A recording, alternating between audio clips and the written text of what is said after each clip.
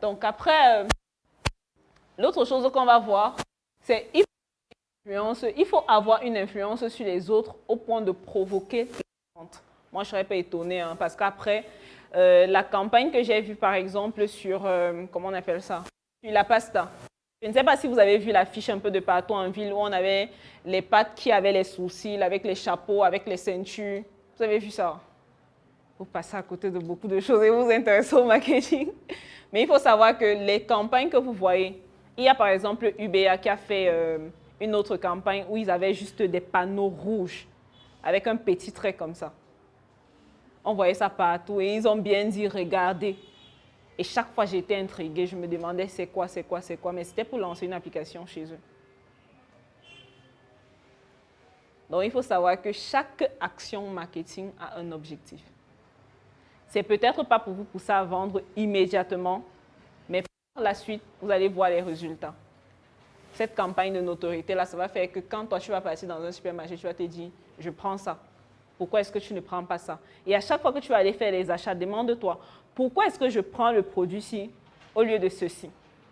Pose-toi cette question. Je sais qu'on n'a pas parfois le temps, mais parfois quand tu rentres avec tes courses à la maison, pose-toi la question de savoir pourquoi j'ai pris ça au lieu de ça. Est-ce que c'est le packaging qui m'a marqué? Est-ce que c'est la communication qui m'a touché? Moi, je ne suis pas très fan de la bière, mais j'ai bu Slash juste parce que j'étais fatiguée de la communication. Et ça m'avait bien saoulée, j'ai dormi. Donc ça, ce sont en fait des choses qui poussent les gens à passer à l'action. Peut-être ils ne vont pas m'avoir comme cliente régulière, mais au moins, ils ont mangé mon argent, juste avec la communication.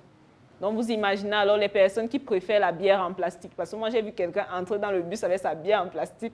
Et il est passé devant le test. Peut-être on ne connaissait pas ça, mais je me suis dit, on interdit l'alcool à l'intérieur, mais voilà un monsieur qui passe avec la bière, on n'interdit pas. Et ça peut passer crème comme si c'était le jus.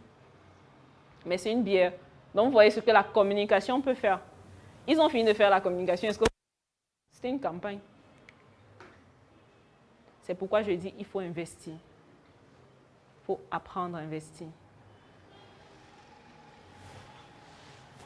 Pour les questions, vous allez avoir les questions par la suite parce que je veux que chacun passe à l'action.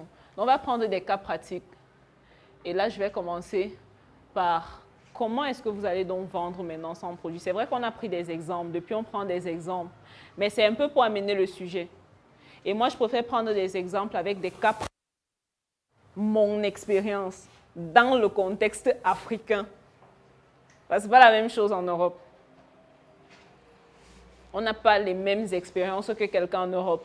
Vous allez voir, quelqu'un va vous dire, je suis devenu millionnaire aujourd'hui. Mais il a pu lancer un produit de 1 dollar. Et il a vendu ça à 1 million de personnes, sachant que la population est connectée à plus de 200 millions de personnes. Ce n'est même pas 1%. Est-ce que vous voyez un peu la différence? Donc, plus les gens sont connectés, plus c'est facile pour quelqu'un de devenir millionnaire.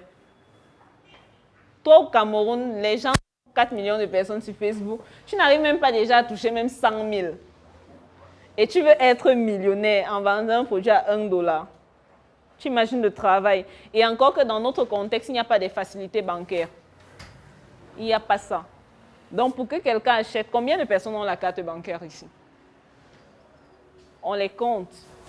Que quelqu'un achète en ligne ici, quand il va arriver sur ton site internet, il va avancer. Dès qu'il va voir l'endroit où payer là, il va se poser 1001 questions. Il va chercher le numéro de téléphone pour t'appeler.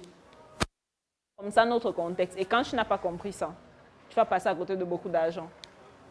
Tu rentres au Cameroun avec cette mentalité de faire comme en Europe, tu vas te fracasser.